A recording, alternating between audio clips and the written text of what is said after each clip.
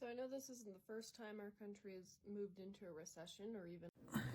All right, go check out her video. This is mainly a response to her and the questions she had from my perspective. It's going to be a longer video. I'll let you guys know that now, but I'm providing the information and the perspective on things to what she had. I made some notes because there was a lot there. She's got a lot there.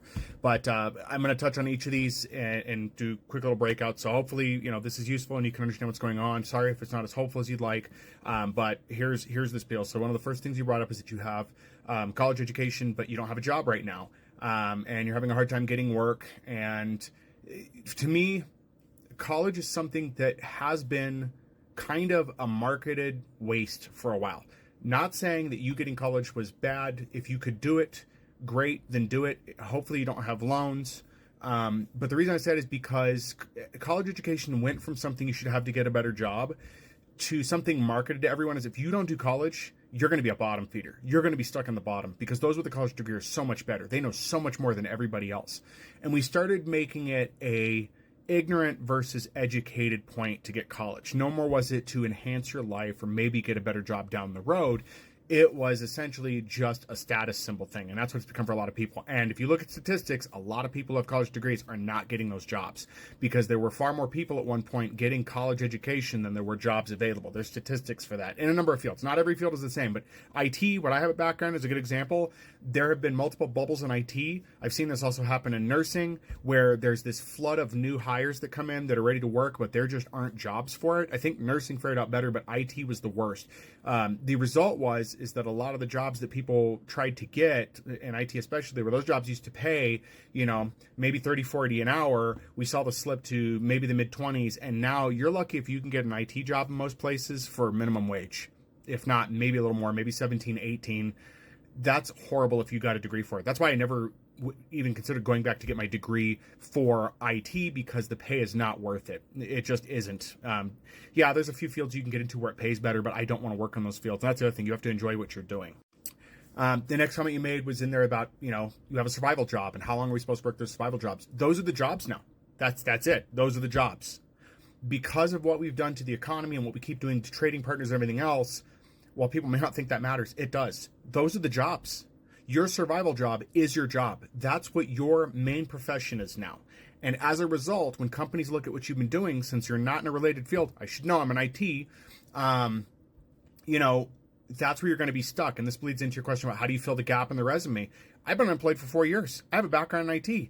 I do resell at this point, which kind of loops into something you were talking about later on, but I do resell at this point. And I have decided with my resume to fill the gap, I put business owner in there. It doesn't seem to matter because it's not related to the jobs I'm applying for.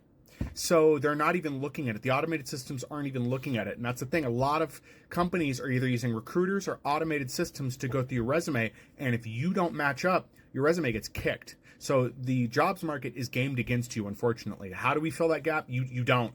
You are filling the gap. You're doing what you're supposed to do, which is the same advice that's been given since our grandparents' generation. Just make sure to have something, there showing you we're doing working. It's been there, but that's it. That's where we are.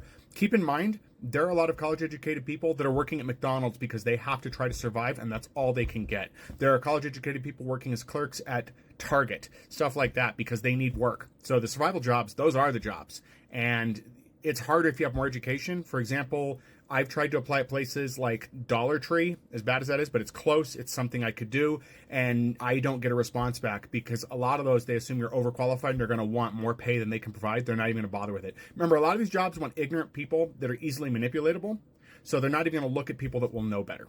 It's just not going to happen. So I hope that answers that. Sorry about that. Then you asked, how poor is too poor to move to another country? You're going to need a few $1,000s.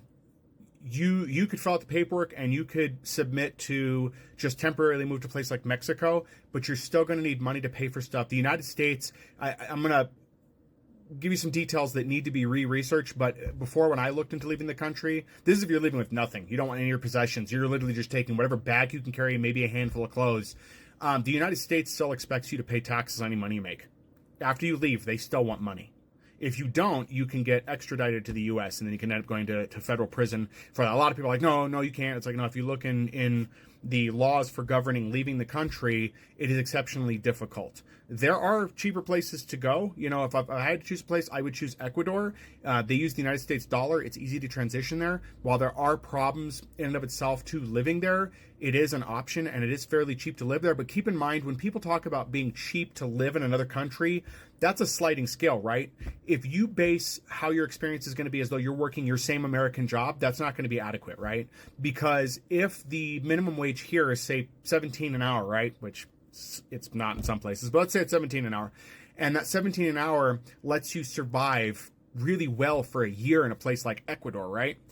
When you live in Ecuador, the local jobs are not going to be paying that much money, though. That's what people fail to realize, is that the pay rate is not going to be the same. You're not just going to move from your minimum wage job in the United States to the same pay rate in a country like Ecuador or anywhere else. That pay rate is going to be, you know, matched to the local area. So you may still be living in a rough situation. Not to say that it wouldn't be better. For example, if you move to Mexico, certain services are probably going to be better for you if you become a citizen. Even not being a citizen, like dental, medical, stuff like that is probably immediately going to be better, because even in places like Mexico, the healthcare system is far better than here in the United States. I have dental issues. I don't think that's any secret. People watch my videos, they can see I have dental issues. But I can't get that done here. The work is too expensive right now. I don't have a job. I don't have any insurance. I don't qualify for any insurance. Even though I'm unemployed, I don't qualify for unemployment because it's past time.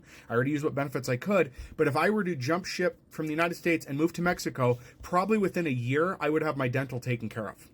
That's the sad thing. But I don't know how to survive there. I don't know what to do there. It's very scary. That's the problem there.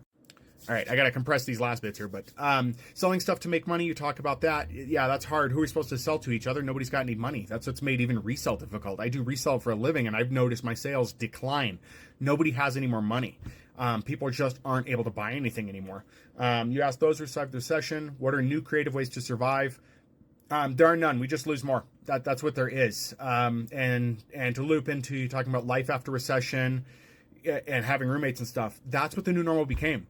Post the 2008 housing crisis, what you perceive as way of life now is the normalized version after that recession. It didn't get better. We just got comfortable with what was left over. And that's continuously what will happen. So some people will be bitter because they'll remember what life was like before. Me, I was checking the times in 2008, I was 17.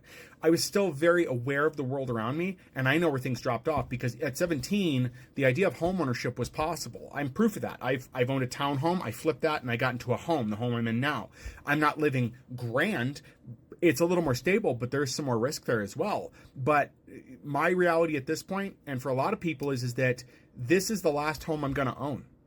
I can't even sell this place. I tried when things were turning down to sell this place to buy another place, and I was in a position of, even though it wasn't upside down, I would not be able to afford to buy another home or get a down payment on another home because how expensive the housing market became. So homeownership for a lot of people is not a thing. Roommates is probably what's going to happen for a lot of us. I have a stepchild that is getting ready to be of age. When they move out, most likely, if we don't, rent the room to a friend or something, it's going to be turned into a work area or something because we got to keep churning through to make money, right? So anyway, that's kind of my compressed version of this. Sorry for the long video, guys. There's just a lot of stuff to put in there. If you have any more additional questions, that's to the author of the original video, the creator, let me know. I'll be glad to try to expound upon that.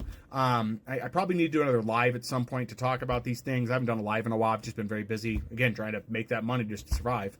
But if you have any more questions or want to know any information, let me know. I can direct you to stuff too, like where to look up how to leave the country, because that information's there, but it is expensive. I mean, it costs. And again, the United States government expects you to keep paying taxes after you're already gone. It is ridiculous.